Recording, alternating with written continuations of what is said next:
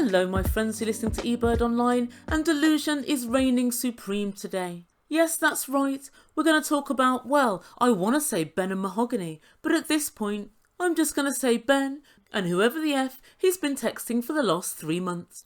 And this week we see Ben ransack the outer reaches of his mind for any micro scrap of hope that Mahogany 1 exists, and 2 has any intention of meeting up with him. And yes, that's the low standard, that's where we're at. Personally, I've lost all hope of any relationship between these two, not that I ever had it.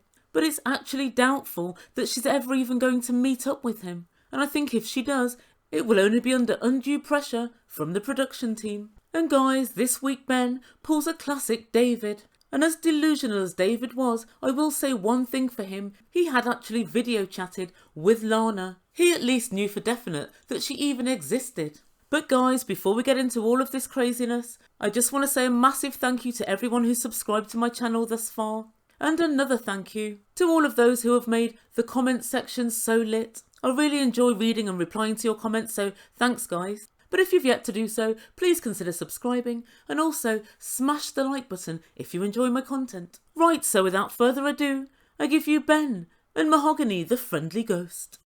So when we first meet up with Ben this week, he's still at the hotel room and is busily texting the ghost that is Mahogany. And I know I talk Ben down a lot, and amongst other things I call him an idiot and a fool, and a self-centered egotistical fantasist.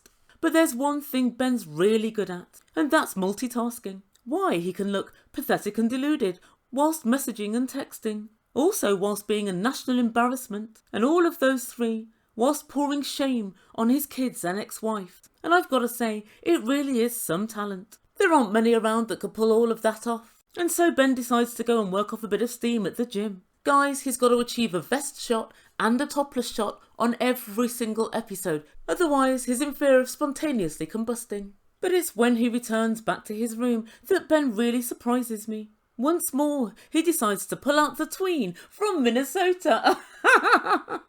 Guys, Ben's so embarrassing, he decides to write a short story, a novella if you will, for his love Mahogany. Ben, if she's refusing to read your text messages, why should she read your novelette? But he forges ahead nevertheless, and he writes a story about a runaway train, and the train is full of passengers, and suddenly the brakes fail. Everybody starts screaming and crying, but the main protagonist of the story, which I guess is Ben, and a beautiful woman who sits opposite him in red shoes, interesting, which I guess is Mahogany, look at each other. He holds his hand out and he says, "Let's just dance." And the couple dance and all the passengers cheer and clap. And then somehow the runaway train manages to get back on track. And the moral of the story is, it's too late to do anything else. We may as well just dance.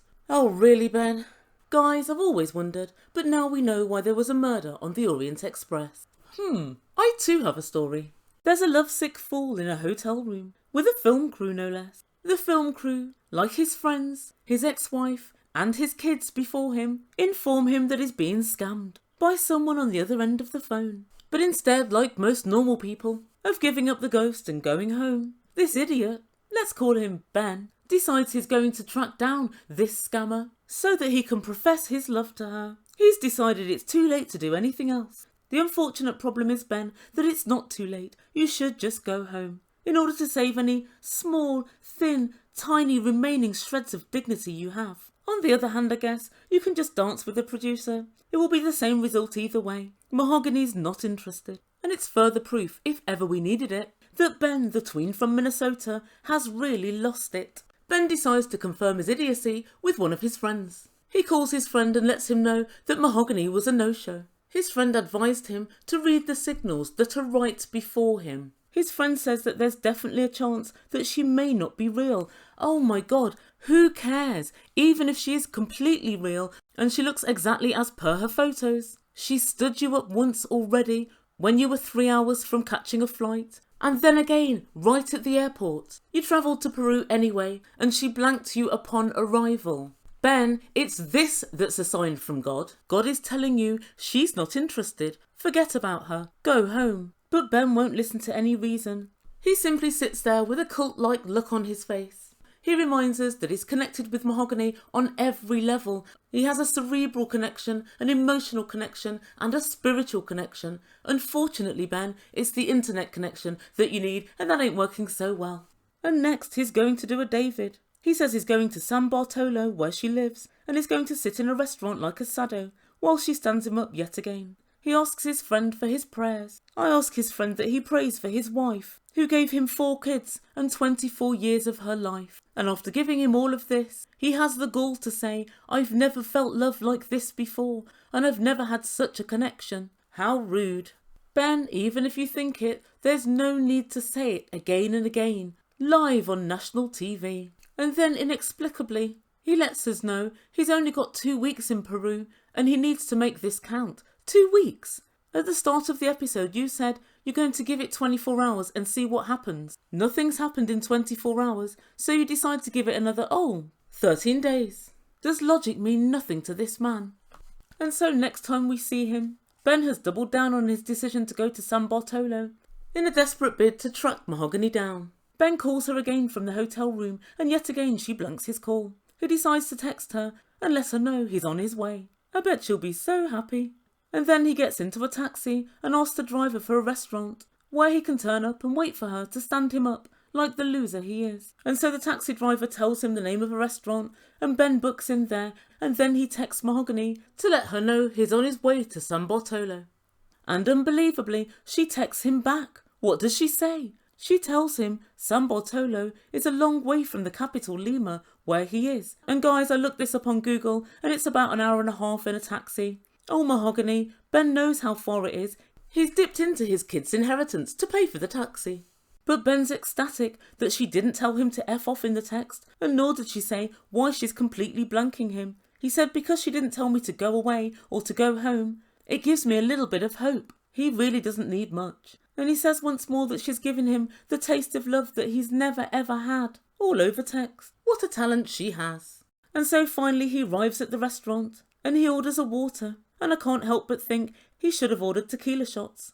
And then that way he can blame his idiocy on alcoholism. Why not? It worked for Uncle Bo. He checks his phone every minute on the minute, and he tells production that she's supposed to be there at 8 p.m. Oh, Ben, no she isn't. She never said she was coming. And then at 8:30 he said she's half an hour late. Again, no she isn't. She never agreed to attend. And then finally, he leaves the restaurant. As he's leaving, he says they have a special connection that he can't deny. He says she may not be who she says she is, and that there is a very big possibility that he's being set up and is going to look like a fool. Ben, it's too late. You already do look like a fool. And that's where we leave Ben and the ghost that is Mahogany for this week.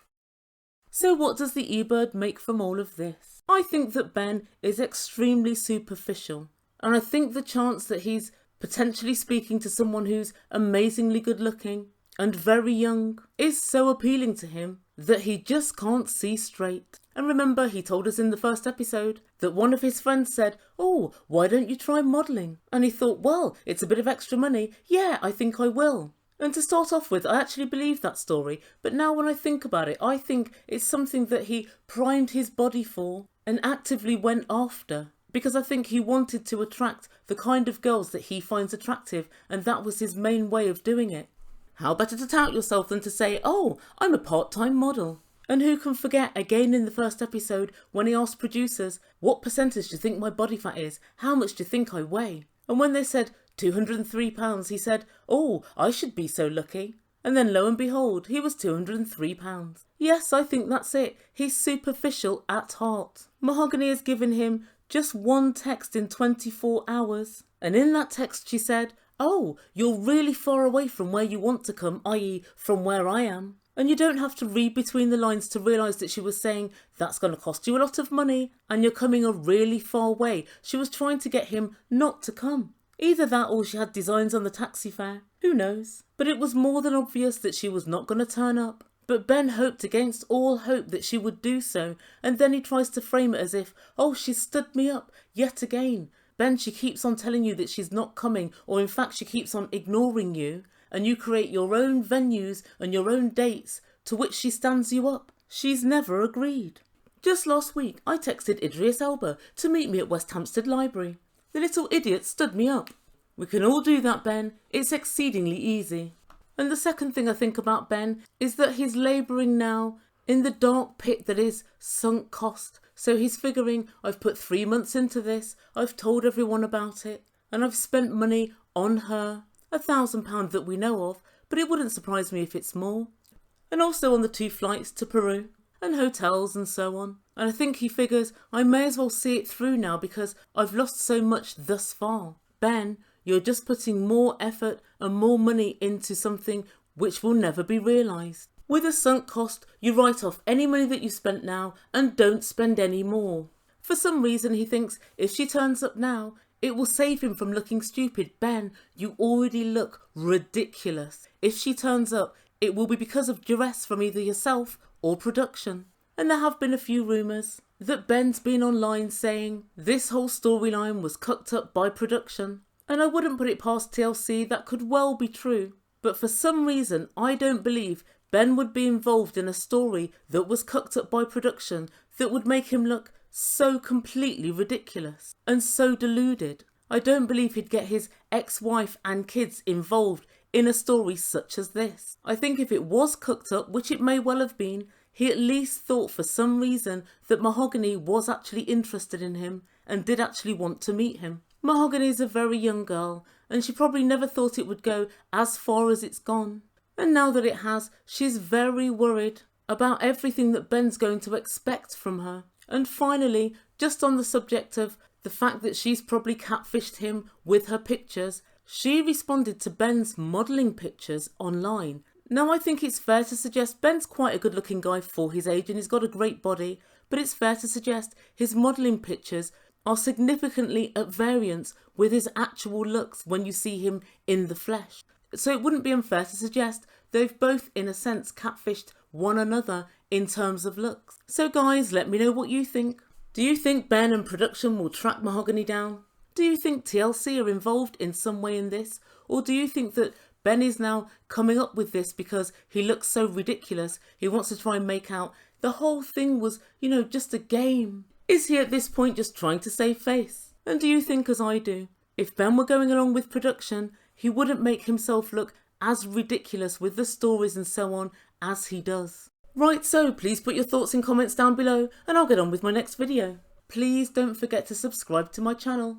And also don't forget to smash the like button if you've enjoyed the video. And also don't forget to press the notification bell so you don't miss any future videos. Thank you so much for listening. You've been listening to Ebird Online and I bid you good day.